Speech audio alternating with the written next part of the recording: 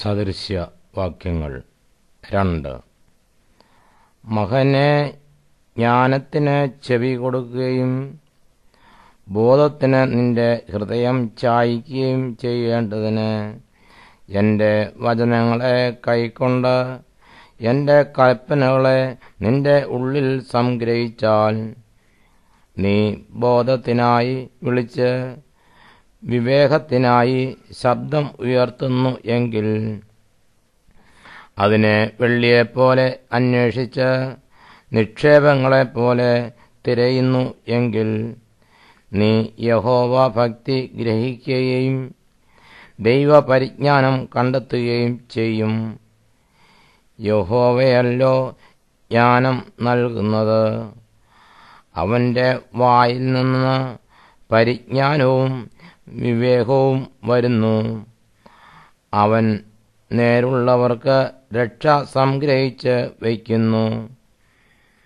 നിഷ്കളങ്കമായി നടക്കുന്നവർക്ക് അവൻ ഒരു പരിച തന്നെ. അവൻ ന്യായത്തിൻ്റെ പാതകളെ കാക്കുന്നു. തൻ്റെ വിശുദ്ധന്മാരുടെ വഴിയെ സൂക്ഷിക്കുന്നു. അങ്ങനെ നീ നീതിയും ന്യായവും നേരും സകല സന്മാർഗവും ഗ്രഹിക്കും. ജ്ഞാനം നിന്റെ ഹൃദയത്തിൽ പ്രവേശിക്കും. പരിജ്ഞാനം നിന്റെ മനസ്സിന് ഇമ്പമായിരിക്കും. വകതിരിവ് നിന്നെ കാക്കും. വിവേകം നിന്നെ സൂക്ഷിക്കും.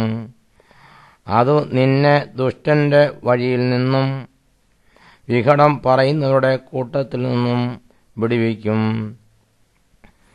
അവർ ഇരുട്ടുള്ള വഴികളിൽ നടക്കേണ്ടതിന് നേരെയുള്ള പാത വിട്ടുകളയുകയും ദോഷപ്രവൃത്തിയിൽ സന്തോഷിക്കുകയും ദുഷ്ടന്റെ വിഘടങ്ങളിൽ ആനന്ദിക്കുകയും ചെയ്യുന്നു. അവർ വളഞ്ഞ വഴിക്ക് പോകുന്നവരും ചൊവ്വല്ലാത്ത പാതയിൽ നടക്കുന്നവരും ആകുന്നു.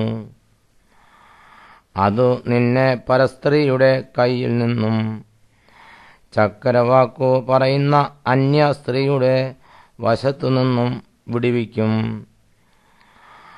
അവൾ തൻ്റെ യൗവനകാന്തനെ ഉപേക്ഷിച്ച് തൻ്റെ ദൈവത്തിൻ്റെ നിയമം മറന്നു കളഞ്ഞിരിക്കുന്നു.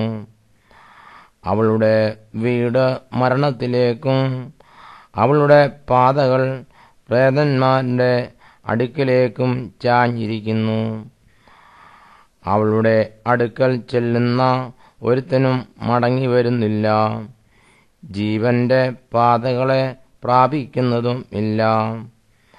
അതുകൊണ്ട് നീ സജ്ജനത്തിൻ്റെ വഴിയിൽ നടന്ന് നീതിമാന്മാരുടെ പാതകളെ പ്രമാണിച്ചു കൊള്ളുക. നേരുള്ളവർ ദേശത്ത് വസിക്കും. നിഷ്കളങ്കന്മാർ അതിൽ ശേഷിച്ചിരിക്കും. എന്നാൽ ദുഷ്ടന്മാർ ദേശത്തുനിന്ന് ഛേദിക്കപ്പെടും. ദ്രോഹികൾ അതിൽ നിന്ന് നിർമൂലമാകും.